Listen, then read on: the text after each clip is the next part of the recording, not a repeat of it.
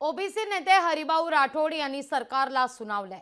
Maratha OBC वादावर सरकारला तोडगा काढता आला नाही।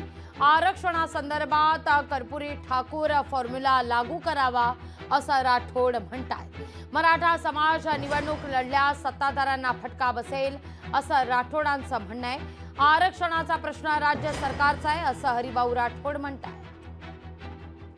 याच्यामध्ये योग्य तो तोडगा जर काढायचा झाला तर आपल्याला कर्पूरी ठाकूर फॉर्म्युलाचा विचार करायला पाहिजे।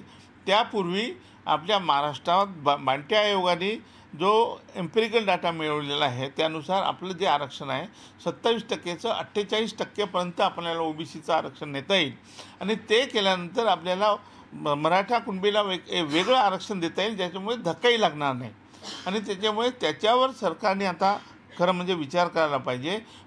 कर्पूरी ठाकूर फॉर्म्युला जर आपण लावला तर आपल्याला आरक्षण हे कायद्याने मी सांगतो की एम्पिरिकल डाटा आपल्याला मिळाल्यामुळे आपल्याला कायद्याने 27%चं आरक्षण जे आहे ओबीसीचं वाढवता येईल आणि त्यानंतर त्यांना अकोमोडेट करता येईल। लोकशाही मराठी ऐका, पहा, जागरूक रहा।